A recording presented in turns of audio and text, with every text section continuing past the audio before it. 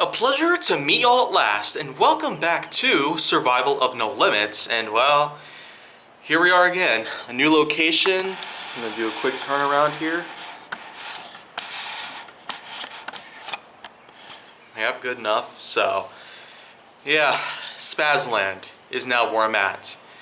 It's been a little while since I've done anything at Spazland. I pretty much recall being here mostly during the production of, well, Bolts of Intrigue, so it's been a little while since that happened. But right now, let's not get into some more details on that, because, well, the project's been done, and, well, in hospitality has pretty much been my next biggest concern, considering, well, a lot of things have changed. But let's go ahead and get started with some new topics here, new things to talk about here.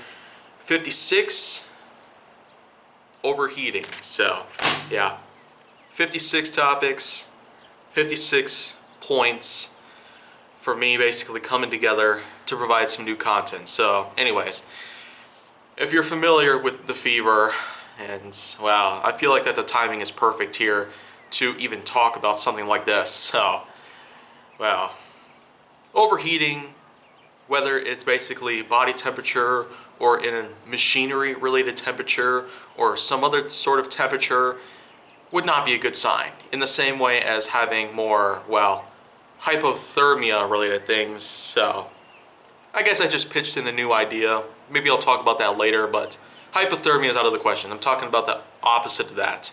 Hyperthermia. Basically the process where your body temperature goes too high. And that, of course, is what is referred to as a fever. So that's pretty much what that's about.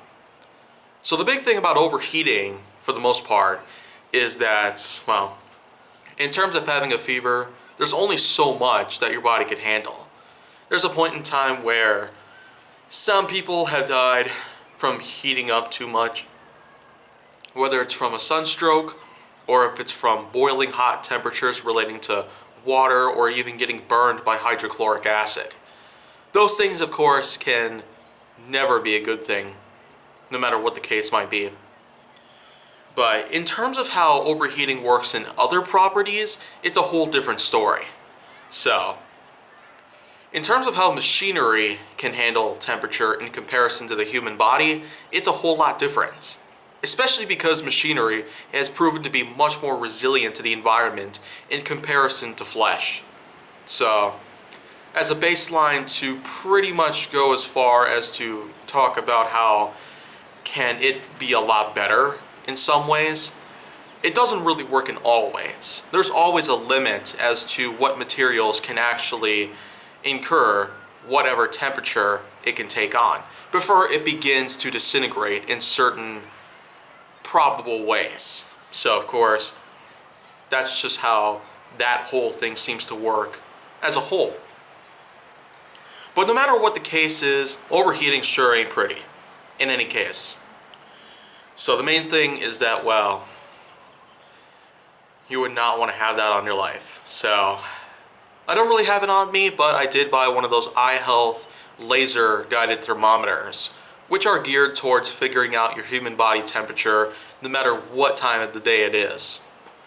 I even went as far as to put my own signature on it, inciting that this is basically, well, Kaiju Force Neo property now.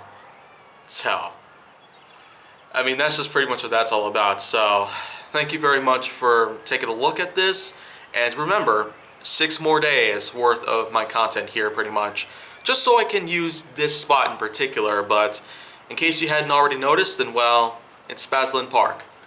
Just for fun, let's do another turnaround so you can see what I'm talking about. There we go. So, again, thank you very much for checking out Survival of No Limits here based on all the new stuff I've got going on. And if you want to see more, go down to my channel. Make sure that you like, subscribe, comment, follow me on social media, and stay on the Hollywood side.